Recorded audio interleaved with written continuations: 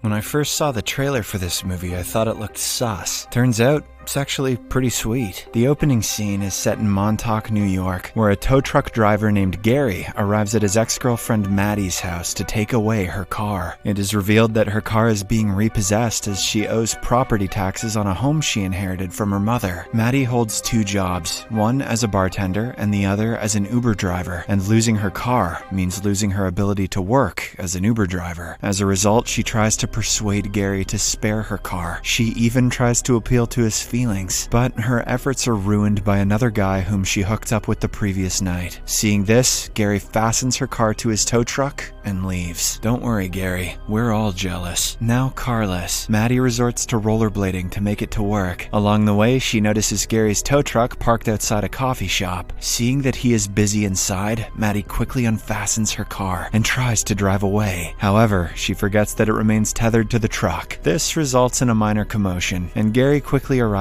at the scene and raises the car back up. Maddie ends up on probation as a result of her actions, but thankfully she is bailed out by her friend named Gabe. Following this, Maddie rushes to her job at a bar with her frustration still lingering. She is further annoyed when a customer demands a drink before the bar is officially open. As a result, she gets into an argument with the customer, causing her to be scolded by her manager Fern. Fern then assigns Maddie the task of folding napkins. There, she is accompanied by her pregnant coworker Sarah and her husband Jim, who's low-key the best part of this movie. As the three engage in chit-chat, Sarah shows her a peculiar job opportunity from wealthy cryptocurrency investors, the Beckers. They are currently searching for someone to date their introverted 19-year-old son, Percy, and in return they're offering their Buick Regal car as compensation. This is about as much a coincidence as it should be illegal. Desperate to avoid losing the home, Maddie decides to accept this unusual Craigslist post. The next day, she visits the rich parents' house in order to discuss the job. The parents, Laird and Allison, tell her about their son, who is shy and doesn't have any experience with girls, drinking, parties, or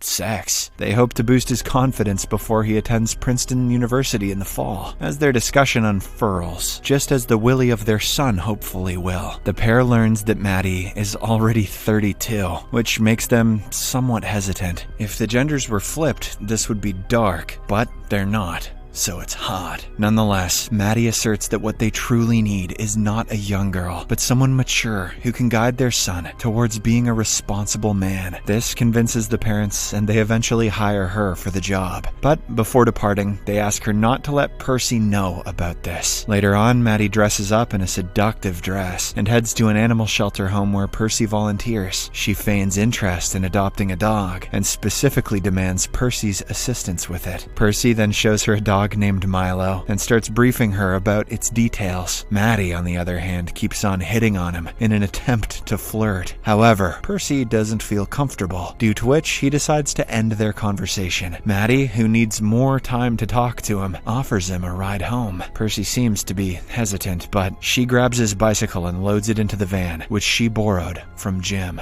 On their way, Maddie tries to strike a proper conversation, during which she cracks a joke referring to Percy as her hostage. The young boy takes this seriously and thinks that she is trying to kidnap him. His suspicion rises when Maddie takes a different route, citing it as a shortcut. In an attempt to seek help, Percy tries to dial 911 on his phone, but Maddie takes it away, heightening his unease. A short while later, they arrive at Maddie's residence, and just before exiting the van, Percy pepper sprays her face. Despite the pain, Maddie expresses that she finds him hot and wants to spend more time with him. Hearing this, Percy helps her wash her face, and the two agree to meet for a date. The following evening, Maddie invites Percy to a bar, and the boy arrives there in a suit with short pants. Maddie then orders a cocktail for both of them. Percy spits out the drink as soon as he tastes it, but Maddie tries to convince him, saying that he must try alcohol before going to college. Their conversation is soon interrupted by some pool balls, and then by one of Maddie's ex-boyfriends. He mentions that he is now married and boasts that his wife is very loyal, unlike Maddie. Before departing, departing, the man also warns Percy, saying that she's a slipper. I don't know what that means. After their drinks, Maddie takes Percy to the beach and suggests that they go skinny dipping. Seeing him reluctant, Maddie undresses herself in front of him and jumps into the water. Following this, Percy nervously takes off his clothes and follows her. Soon after, a group of drunken teenagers show up and begin to mock them. They even try to steal their clothes and other things. Furious, Maddie walks out of the water, naked, and fights the drunkards. She beats the hell out of them, even going as far as to suplex one of their dumb little balls, and then goes back to Percy. All respect to Jennifer Lawrence, that scene was bonkers. After witnessing her violent actions, Percy is scared of Maddie, and as a result, he demands to be taken home. However, she claims that it was only self-defense. Brushing off this topic, Maddie tries to make out with him, but the latter refuses, as he doesn't know her yet. This annoys Maddie, who then leaves, grabbing both of their belongings. A naked Percy follows her and demands his clothes and phone back, but Maddie only gives him his clothes. She prepares to drive away, but Percy jumps on the van's hood, demanding his phone. Never take a naked Zoomer's phone. Regardless, Maddie doesn't care and begins to drive, only to be spotted by the police. This makes her worried as she is already on probation. Frightened that she will lose her license, Maddie speeds up the vehicle and manages to outrun the police car by driving past an oncoming train. In the aftermath, the two of them go to her house, and Maddie tries to seduce him one more time. She also starts dancing on his lap, but the inexperienced Percy finds her heavy. Maddie then places him in her lap and starts to get close. Unfortunately, this only triggers Percy's anxiety, causing him to develop a rash on his back. Despite this setback, Maddie doesn't judge him and instead nurses him with some lotion. Comforted by her kindness, Percy opens up about his lonely life. He reveals how his classmates used to mock him for sleeping in his parents' bedroom, which is one of the reasons that discourages him from socializing. In response, Maddie also shares her story regarding how she has lived in this house her whole life to take care of her sick mother. Percy asks about her father, to which she says that he abandoned them for his new family in the city. After a heart-to-heart conversation, the two decide to date before getting intimate. For the next few days, Maddie and Percy spend most of their time together, enjoying activities like beach outings with their pets and playing laser tag in the arcade. As time passes, Percy becomes more at ease with Maddie, and they form a true friendship. One day, they both admit to never having attended a prom. Percy wonders why she hasn't been to a prom, despite her prom queen attitude. Maddie replies that she once had written a letter to her father, asking why he didn't want to see her. However, the letter came back unopened just before prom night. This experience left her feeling dejected, so she opted not to attend. Her story touches Percy's heart, so he asks for her permission before kissing her. Afterwards, the duo meets with Percy's former nanny named Jody, who is a little concerned to see Percy with a girl. In a playful manner, he tosses a frisbee and asks Percy to retrieve it. While the boy is away, Jody asks Maddie if she is using Percy for money. Our girl immediately shuts him up by saying that she just wants to date him, and that his relationship with the kid's a little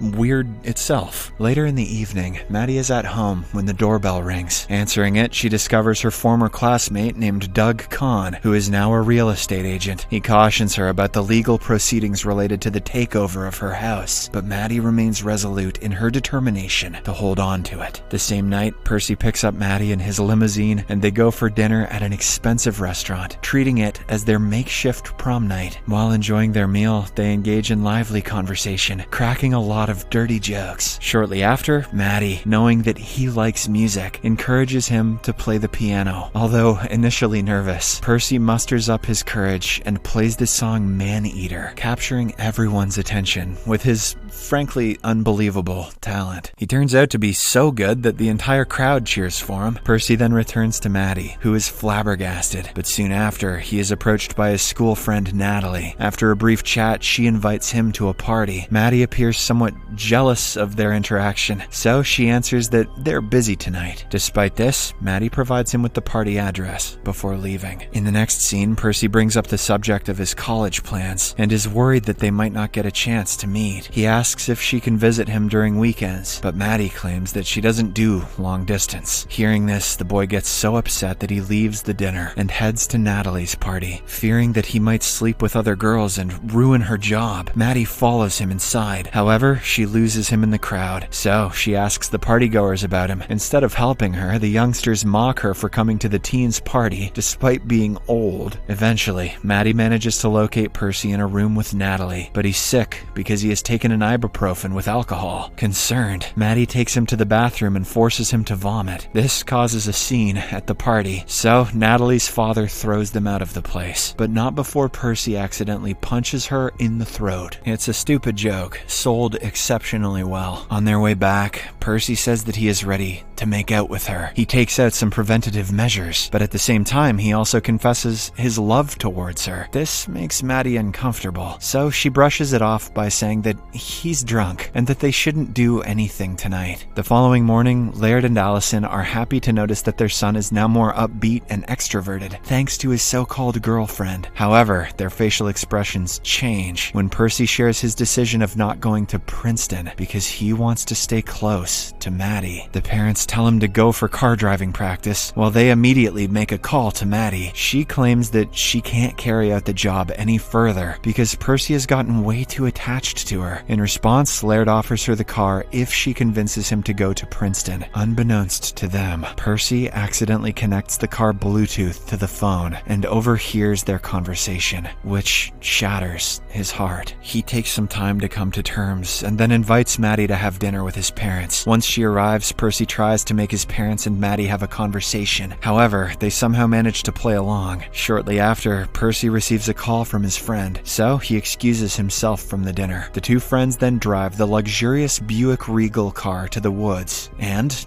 destroy it. Upon returning home, Percy heads straight to his room. Sensing something amiss, Maddie approaches him to ask about the matter. Instead of responding, Percy leans in for a kiss, but Maddie refuses. He then presses her to disclose the truth, but she continues to lie. With no other choice, she agrees to sleep with him to give him what he wants. Unfortunately, Percy doesn't last for more than 10 seconds. "That was my thighs," she says. Oh, Percy. As the two lay down beside each other, he finally admits that he knows about her deal with his parents. Hearing this, Maddie apologizes to him, saying that their friendship was real. However, a betrayed Percy doesn't listen and asks her to leave. Afterwards, Percy confronts his parents with the truth, insisting that they stop intervening in his life and allow him to face both success and failure independently. Now that his relationship has ended, Percy reverts to his normal routine and begins to spend his days in his room playing video games. On the other hand, Maddie receives the damaged Buick Regal as her compensation, which she starts using for her Uber job. Passengers are a bit unsure about getting into it, but Maddie manages to convince them to get in. After several days of hard work, she makes enough money to pay off her debts. There's no way she made that much money that fast. She happily celebrates this achievement with Sarah and Jim. However, her joy is short-lived when she learns that Sarah and Jim are soon moving to Florida because they can't afford to buy a house in Montauk. That's more realistic. Later on, Maddie takes some time to reflect on her life and decides to amend her wrongdoings before moving on. She burns down the letter she wrote to her father, apologizes to Gary for what she did, and makes a bold decision to sell the house. She also wants to reconcile with Percy, but he doesn't reply to her calls or messages. As a result, she drives towards Percy's house, only to learn that he's visiting his university before enrolling there. Maddie then drives to Princeton and apologizes to him for the betrayal. When Percy tries to leave without listening to her, she jumps on the car's hood. Despite this, he starts driving, just like she did in the past. Unable to see, Percy hits something that causes Maddie's jacket to catch fire. In a state of panic, he drives towards the sea to set the fire out, and then rushes to help her. In the aftermath of this event, Maddie's not dead, which is crazy, and the two finally reconcile and share an emotional hug. As the car is being towed, the duo sits on the beach and shares their future plans. Percy is going to Princeton, while Maddie is moving to California. However,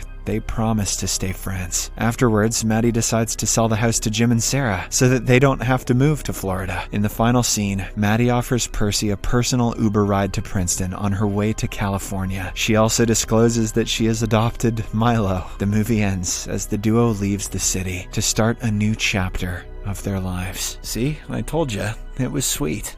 Subscribe for more videos like this, turn on notifications, and leave a like to help the channel out. Thank you for watching.